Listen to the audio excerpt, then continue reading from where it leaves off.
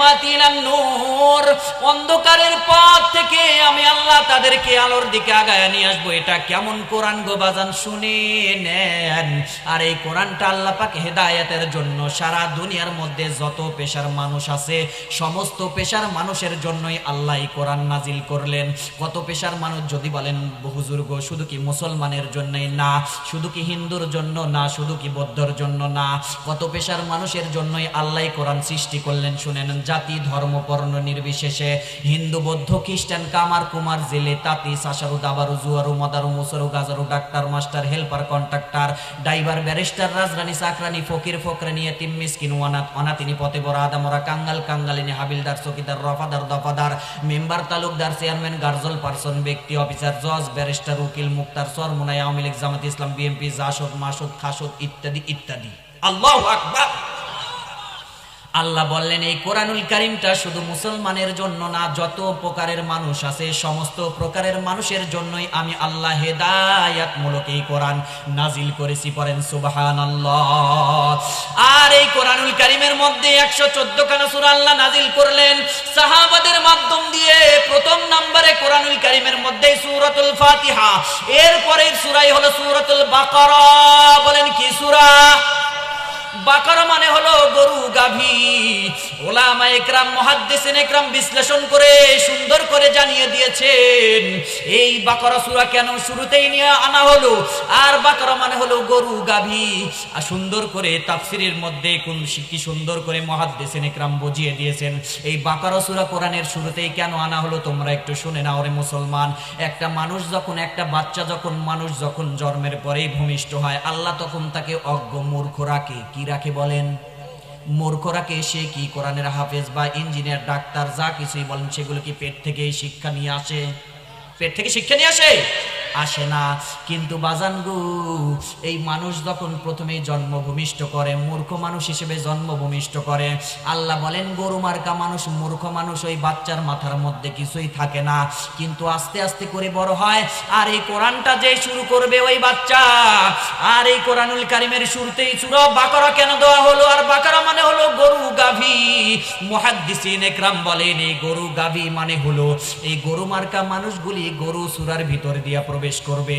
আর একটা একটা করে সুন্দর করে সূরাগুলি পার করবে, আমল করবে। প্রথম সূরা সূরাতুল ফাতিহা, বাকারা, আলী ইমরান, নিসা, মাইদা, আনআম, আরাফ, আনফাল, তাওবা, ইউনুস, হুদ, ইউসুফ, রদ, ইব্রাহিম, হিজর, নাহল, বনি ইসরাইল, কাহাফ, মারিয়াম, তোহা, আম্বিয়া, হজ, মুমিনুন, নূর, ফুরকান, শুআরা, নামল, কাসাস, আনকাবুত, রুম, লোকমান, সিজদা, আহজাব, সাবা, ফাতির, ইয়াসিন, সফাত, সাদ, জুমার, মুমিন, হামিম, সিজদা, শুরা, যুখরুফ, দুখান, জাসির, আহকাম, মুহাম্মদ, ফাতহি, হুজরাত, কাফ, জারিয়া, তুর, নাজম, কমার, রহমান, ওয়াকিয়া, হাদিদ, মুজাদরা, হাশর, মুমতাহিন, সফি, জুমআ, মুনাফিকুন, তাকাবুন, তালাক, তাহরিম, মুল, কলম, হাক্কা, মারিজ, নূহ, জিন, মুজাম্মিল, মুদ্দাসির, কিয়ামা, দাহরি, মুরসালাত, নাবা, নাজিয়াত, আবাসা, তাকবীরিন, ফিতর, মুতাফফিফিন, বুরুজ, তারিক, আলাইন শিকক, বুরুজ তারিক, আলাইন শিকক, ফাজরি, গাশিয়া, বালাদ, শামসি, লাইলি, দুহা, আলাম নাশরাহ, তিন, আলা কদরি, বাইয়িনা, জিলজাল, আদিয়াত, কারিয়া, তাকাসুর, আসরি, হুমাযা, ফিল, কুরাইশ, মাউন, কাউসার, কাফিরুন, নাসরি, লাহাব, ইখলাস, ফালাক, সূরাতুন নাস। পড়েন আল্লাহু আকবার। আল্লাহ বলেন গরু সূরার মধ্যে দিয়ে গরু মার্কা মানুষগুলি ঢুকবে। আর একটা একটা করে সুন্দর করে সূরাগুলি পার করবে, তদ অনুযায়ী আমল করবে। মুহাদ্দিসিন ইকরাম বলেন শেষ সূরা আল্লাহ সাহাবাদের মাধ্যম দিয়ে কেন নাস সূরা দিয়ে দিলেন শেষের সূরা কোরআনের। আর নাস মানে হলো প্রকৃত মানুষ। এই গরু সূরার ভিতর দিয়ে গরু মার্কা মানুষগুলি ঢুকবে।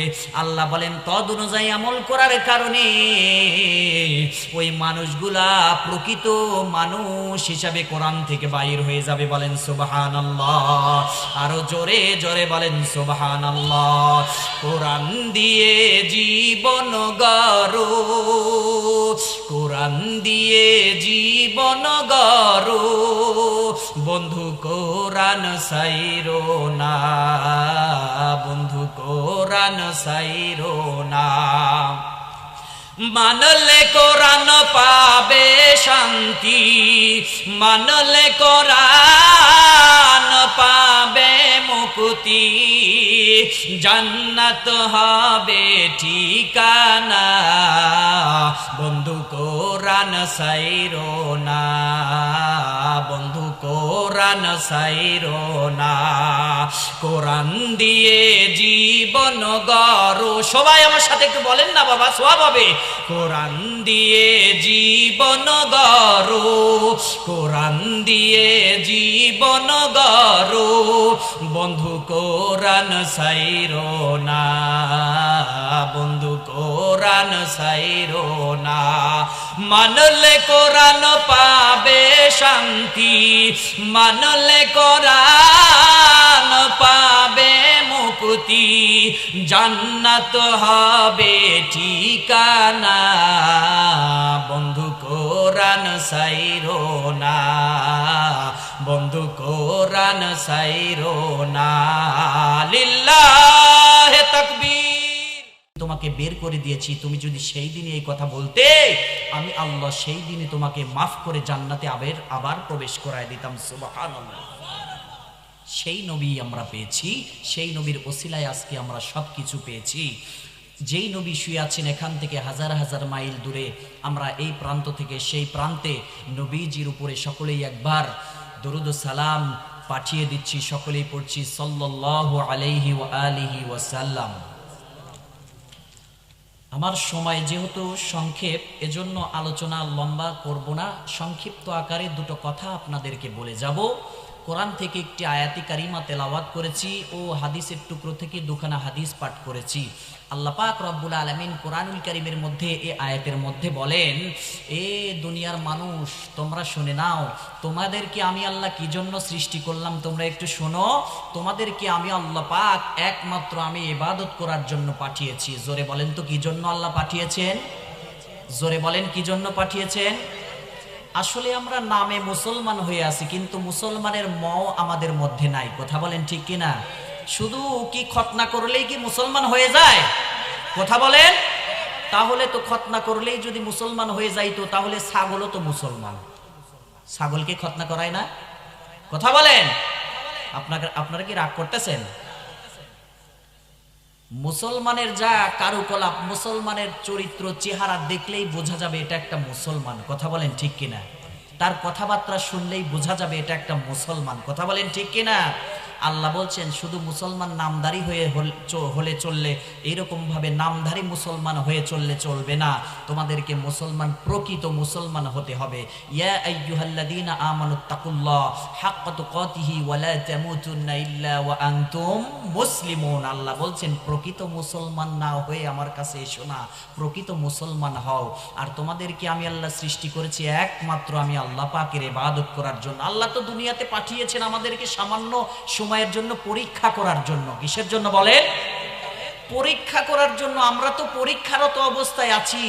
মুসলমান একটু বোঝেন, আমরা পরীক্ষারত অবস্থায় আছি।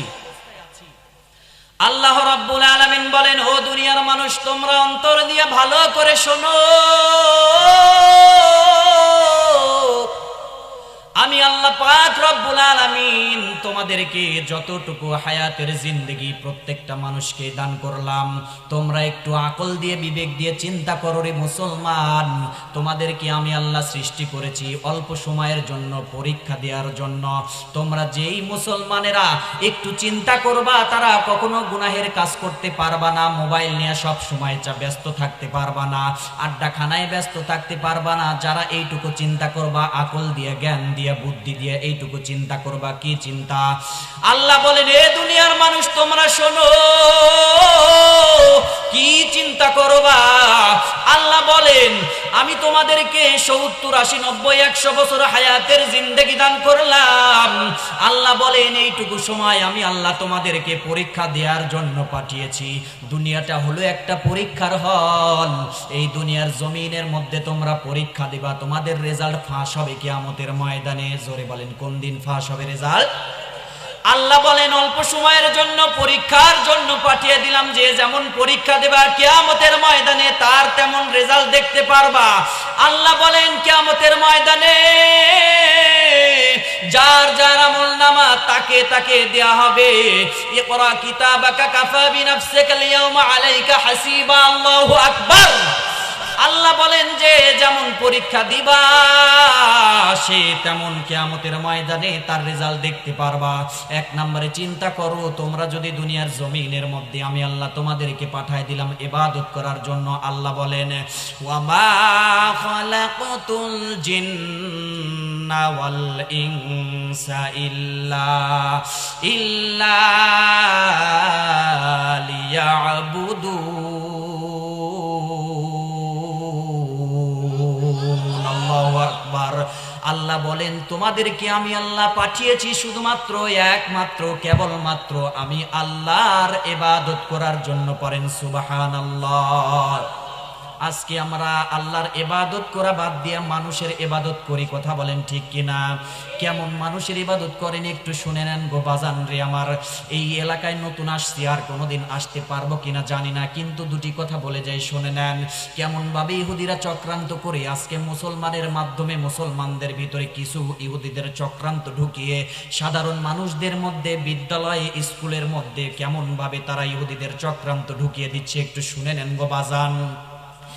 এই যে শরীফ শরীফার গল্প আর অন্য বিভিন্ন রকম গল্প বইয়ের মধ্যে বিদ্যা পাঠের মধ্যে দিয়ে তারা আজকে ইহুদিদের দ্বারাই চক্রান্ত করে বিভিন্ন রকম গল্প শরীফ শরীফার গল্প সাজিয়ে ট্রান্সজেন্ডার এইগুলার মাধ্যমে বইয়ের মধ্যে দিয়ে যখন ইহুদিরা বাংলাদেশের মধ্যে সারা বিশ্বের মধ্যে এমন ভাবে ছড়িয়ে দিচ্ছে, এই রকম ভাবে এইগুলা চক্রান্ত দুই একজন যারা বুঝতে পেরেছে, বুঝতে পারার কারণে ওই পৃষ্ঠাগুলো যখন ছিঁড়ে ফেললো তখন তাসিফ মাহতাব স্যারকে চাকরিচ্যুত করা হলো।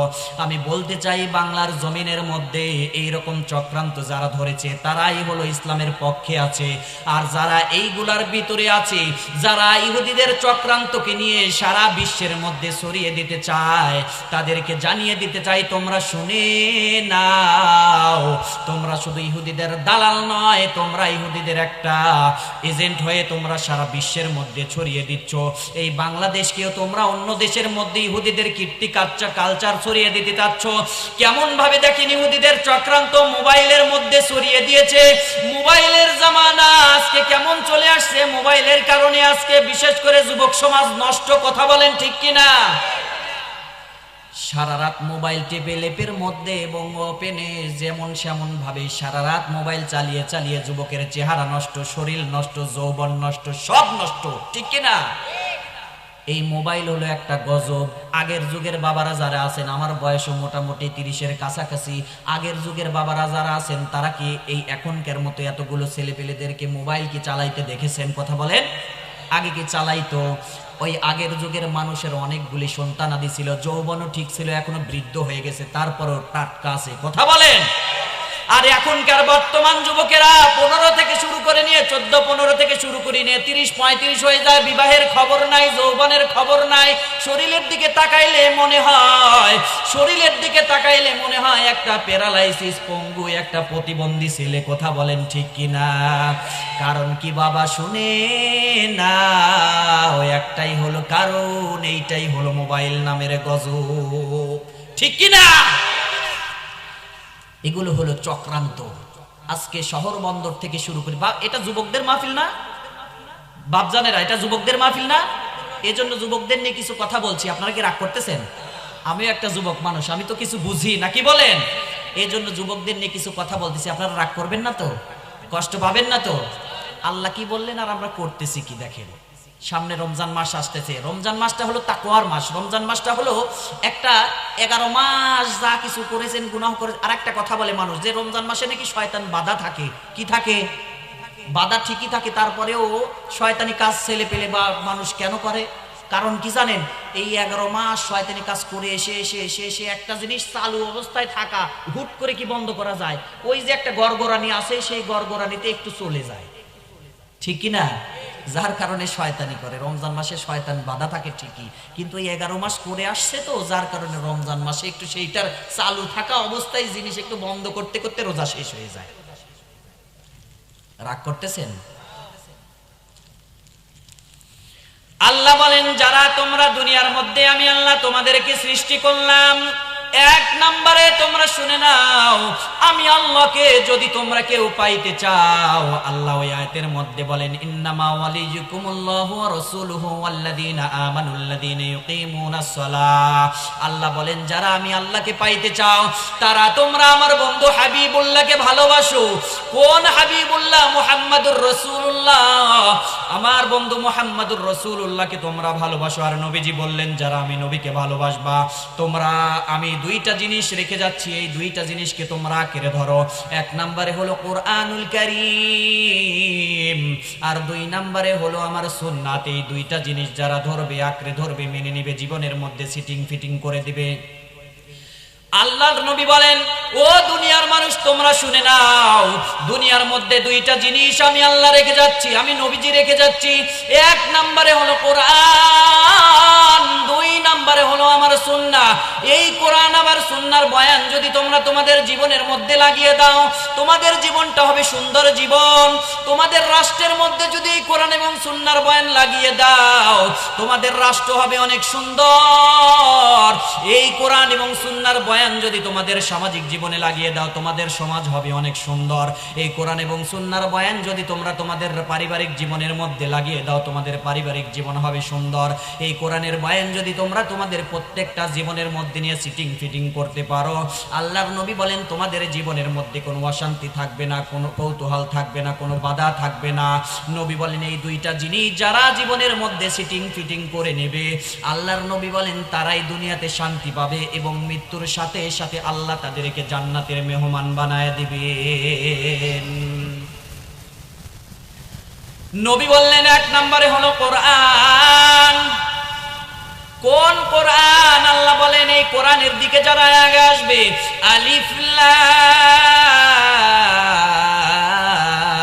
রা কিতাবুন আনজালনাহু ইলাইকা লিতুখরিজান নাসা মিনাল যুলুমাতি ইলান নূর।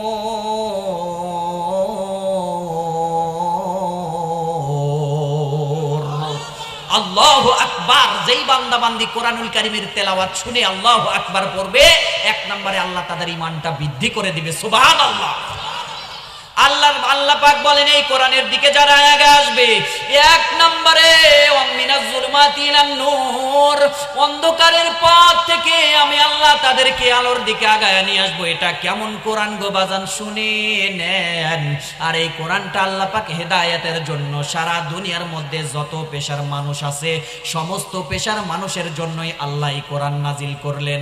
কত পেশার মানুষ যদি বলেন হুজুর গো, শুধু কি মুসলমানের জন্যই না, শুধু কি হিন্দুর জন্য না, শুধু কি বৌদ্ধর জন্য না, কত পেশার মানুষের জন্যই আল্লাহ কোরআন সৃষ্টি করলেন। শুনেন, জাতি ধর্ম বর্ণ নির্বিশেষে, হিন্দু বৌদ্ধ খ্রিস্টান কামার কুমার জেলে তাঁতি সাসারু দাবারু জুয়ারু মদারু মুসরু গাজারু doctor master helper contractor driver barrister রাজরানী চাকরানি ফকির ফকরানি এতিম মিসকিন অনাথ অনাথিনী পথে বড় আদামরা কাঙ্গাল কাঙ্গালিনী হাবিলদার চকিদার রফাদার দফাদার মেম্বার তালুকদার চেয়ারম্যান গার্জল পার্সন ব্যক্তি অফিসার জজ ব্যারিস্টার উকিল মুক্তার সরমুনাই আওয়ামী লীগ জামাত ইসলাম বিএনপি জাসদ মাসুদ খাসুদ ইত্যাদি ইত্যাদি। আল্লাহু আকবার। আল্লাহ বললেন এই কোরআনুল কারীমটা শুধু মুসলমানের জন্য না, যত প্রকারের মানুষ আছে সমস্ত প্রকারের মানুষের জন্যই আমি আল্লাহ হেদায়াতমূলক এই কোরআন নাজিল করেছি। পড়েন সুবহানাল্লাহ। আর এই কোরআনুল কারীমের মধ্যে 114 খানা সূরা আল্লাহ নাজিল করলেন সাহাবাদের মাধ্যম দিয়ে। প্রথম নম্বরে কোরআনুল কারীমের মধ্যে সূরাতুল ফাতিহা, এরপরের সূরাই হলো সূরাতুল বাকারা। বলেন কি সূরা? বাকারা মানে হলো গরু গাভী। ওলামা ইকরাম মুহাদ্দিসিন ইকরাম বিশ্লেষণ করে সুন্দর করে জানিয়ে দিয়েছেন এই বাকারা সূরা কেন শুরুতেই নিয়ে আনা হলো। আর বাকারা মানে হলো গরু গাভী। আর সুন্দর করে তাফসীরের মধ্যে কোন কি সুন্দর করে মুহাদ্দিসিন ইকরাম বুঝিয়ে দিয়েছেন এই বাকারা সূরা কোরআনের শুরুতেই কেন আনা হলো। তোমরা একটু শুনে নাও রে মুসলমান। একটা মানুষ যখন, একটা বাচ্চা যখন, মানুষ যখন জন্মের পরেই ভূমিষ্ঠ হয়, আল্লাহ তখন তাকে অজ্ঞ মূর্খ রাখে। কি রাখে বলেন? মূর্খ রাখে। সে কি কোরআনের হাফেজ বা ইঞ্জিনিয়ার ডাক্তার যা কিছুই বলেন সেগুলো কি পেট থেকে শিক্ষা নিয়ে আসে? পেট থেকে শিক্ষা নিয়ে আসে? আসে না। কিন্তু বাজানগু, এই মানুষ যখন প্রথমেই জন্মভূমিষ্ঠ করে, মূর্খ মানুষ হিসেবে জন্মভূমিষ্ঠ করে, আল্লাহ বলেন গরু মার্কা মানুষ, মূর্খ মানুষ, ওই বাচ্চার মাথার মধ্যে কিছুই থাকে না, কিন্তু আস্তে আস্তে করে বড় হয়। আর এই কোরআনটা যে শুরু করবে ওই বাচ্চা। আর এই কোরআনুল কারীমের শুরুতেই সূরা বাকারা কেন দেওয়া হলো? আর বাকারা মানে হলো গরু গাভী। মুহাদ্দিসিন একরাম বলেন এই গরু গাভী মানে হলো এই গরু মার্কা মানুষগুলি গরু সূরার ভিতর দিয়া প্রবেশ করবে, আর একটা একটা করে সুন্দর করে সূরাগুলি পার করবে, আমল করবে।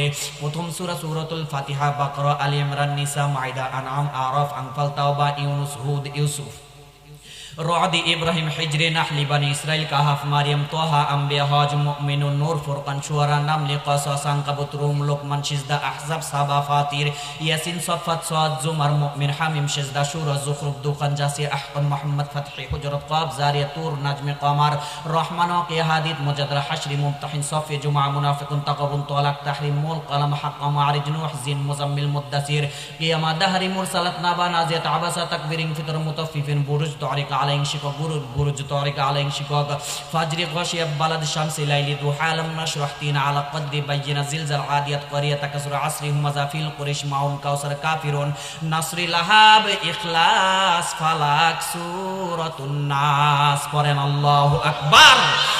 আল্লাহ বলেন গরু সূরার মধ্যে দিয়ে গরু মার্কা মানুষগুলি ঢুকবে, আর একটা একটা করে সুন্দর করে সূরাগুলি পার করবে, তদ অনুযায়ী আমল করবে। মুহাদ্দিসিন ইকরাম বলেন শেষ সূরা আল্লাহ সাহাবাদের মাধ্যম দিয়ে কেন নাস সূরা দিয়ে দিলেন, শেষের সূরা কোরআনের। আর নাস মানে হলো প্রকৃত মানুষ। এই গরু সূরার ভিতর দিয়ে গরু মার্কা মানুষগুলি ঢুকবে। আল্লাহ বলেন তদ অনুযায়ী আমল করার কারণে ওই মানুষগুলা প্রকৃত মানুষ হিসাবে কোরআন থেকে বাইর হয়ে যাবে। বলেন সুবহানাল্লাহ। আরো জোরে জোরে বলেন সুবহানাল্লাহ।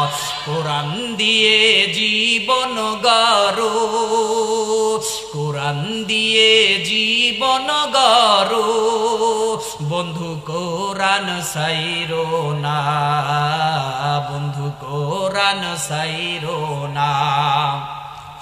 মানলে কোরআন পাবে শান্তি, মানলে কোরআন পাবে মুক্তি, জান্নাত হবে ঠিকানা, বন্ধু কোরআন সাইরো না, বন্ধু কোরআন সাইরো না। কোরআন দিয়ে জীবন গড়ো। সবাই আমার সাথে একটু বলেন না বাবা, সওয়াব হবে। কোরআন দিয়ে জীবন গড়ো, কোরআন দিয়ে জীবন গড়ো, বন্ধু কোরআন সাইরো না, বন্ধু কোরআন সাইরো না।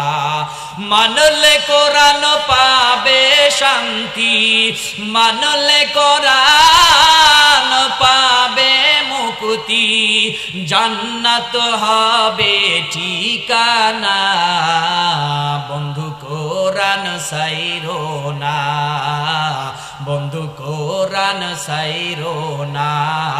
লিল্লাহে তাকবীর। আল কোরআনের আলো, এই আল কোরআনের আলো, লিল্লাহে তাকবীর। আজকের মাহফিল সফল হোক, সফল হোক। বলেন আজকের মাহফিল লিল্লাহে তাকবীর। মুসলমান ভাইরা রে আমার, ছোট্ট একটা হাদিসের টুকরা তেলাওয়াত করেছি। নবীজি বলেন সামনে রমজান মাস আসতেছে, রমজান সম্পর্কে দুই একটা কথা বলে। আমার সময় সংক্ষেপ বাবা, এই জন্য লম্বা চড়া করতে পারছি না। আলোচনা বিভিন্ন লাইনের আসতেছে মাথার মধ্যে, কিন্তু বলার সময় নেই। যতটুকু সময় এলোমেলো অবস্থা আপনাদেরকে বুঝিয়ে যাওয়ার চেষ্টা করব। বাজানগো আমার, একটাই মূল কথা।